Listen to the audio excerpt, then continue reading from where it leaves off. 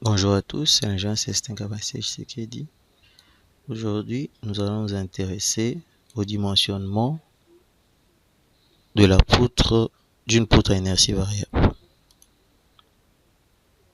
Nous allons créer notre poutre. On va la dimensionner simplement.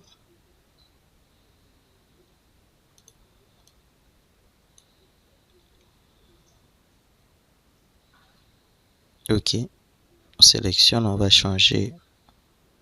Nous venons sur travé, on va changer la longueur du travé. La longueur intérieure, on met 4 mètres. Ok, on va commencer à appliquer nos éléments. La travée étant sélectionnée, comme la poutre à inertie variable, la manière de le résoudre, c'est de le sectionner à des sections bien précises. Nous allons le sectionner à des sections de 1 mètre. Section de 1 mètre, c'est-à-dire on va utiliser une inertie progressive. Donc, c'est-à-dire ici, on a la plus petite hauteur et au niveau de l'autre extrémité, on aura la plus grande hauteur. Au début, on a 65, soit 35 sur 60. À la fin, on va arriver jusqu'à 75. On va commencer. Bon, ce sera 0,65, d'où jusqu'où dans le travé allant de 1 à 2 mètres. Je clique sur appliquer.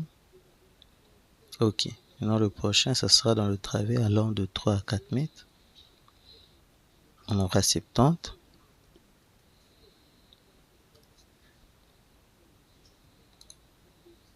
Ok. Il reste le dernier.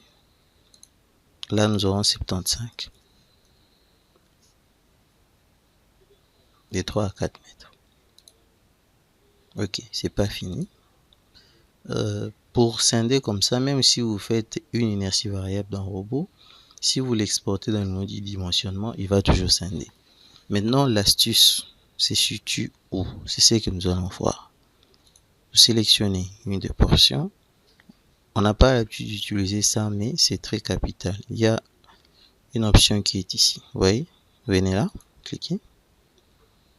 Ces cas s'appliquent vraiment pour le cas où nous avons des inerties variables. Et ça, c'est la poutre du début. De l'autre côté, la poutre qui commence. Je peux utiliser ça, tout comme je peux utiliser l'autre. En utilisant ça, je suppose que l'inertie variable en question,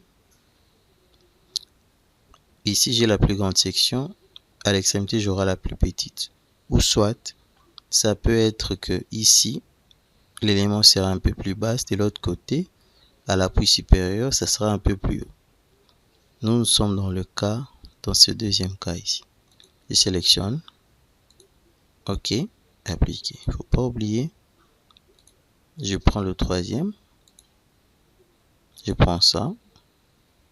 Je suis rassuré que c'est bien cliqué. Appliquer. Et le dernier, je prends cet élément. Je viens là. Là. Appliquer.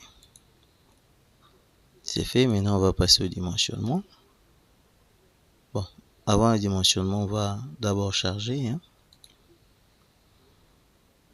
On va un peu charger notre poutre. Nous avons déjà le poids propre.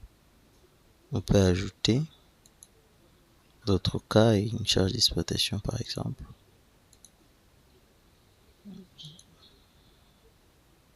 Des types linéaires. On va pas se compliquer la vie. On va prendre 5 newtons par mètre carré. Direction Z, repère local. Ajouter. Et là.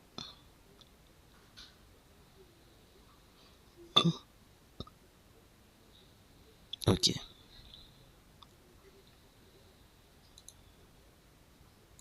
Nous avons nos deux cas. Ici, pour le cas de charge concentrée, bon, nous avons que la charge uniformément répartie.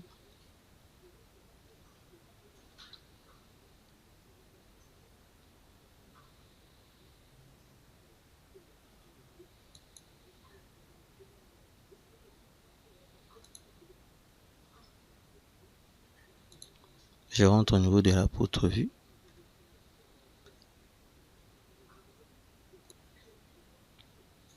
On passe au dimensionnement.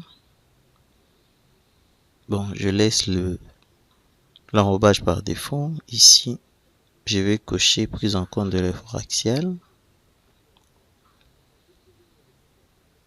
Le béton, je garde par défaut. Acier longitudinal, bon, j'enlève. Je vais utiliser les HA500, mais j'enlève les barres des 6 et 8 de ces côtés. On reste avec la section des 6 à 12. Les diamètres des 6 à 12. Ok. Disposition des ferraillages. Bon, là, je ne vais rien changer. Je lance mes calculs. Calcul étant fait, ce qui est intéressant, c'est l'exploitation des résultats.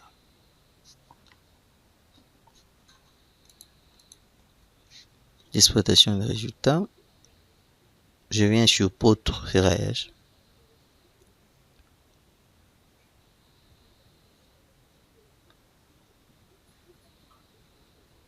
Je clique sur zoom initial. Voici la manière dont il a présenté les armatures. Mais dans le cas pratique, puisque l'inertie petite sera ici et la grande inertie sera de l'autre côté, la poutre normalement sera inclinée. Plutôt, l'armature sera inclinée. On a une barre de 12. Au fur et à mesure qu'on monte, c'est toujours le barre de 12. Donc, il n'y a pas de problème.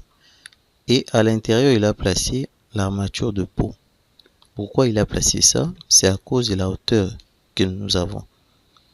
Au début, nous avions 60, 65, 70 et 75. Donc, c'est déjà beaucoup. Si vous remarquez bien, sur 65, il n'a pas placé parce que sur 70, il a placé. C'est dans ces conditions ici qu'on place les armatures de peau. Et cela dépend des normes.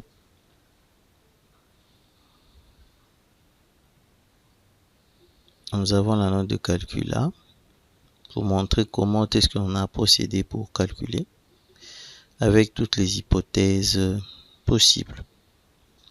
Les différents chargements, le calcul théorique, moment les sollicitations à l'LS à l'élu et ainsi que le quantitatif. Donc on peut voir ici le plan d'exécution. Voici la manière dont se présente le plan d'exécution avec nos deux coupes. Une coupe ici AA et une autre coupe de l'autre côté. Et on constate la présence des armatures de peau. Merci, c'était ça la vidéo du jour. Abonnez-vous à la chaîne.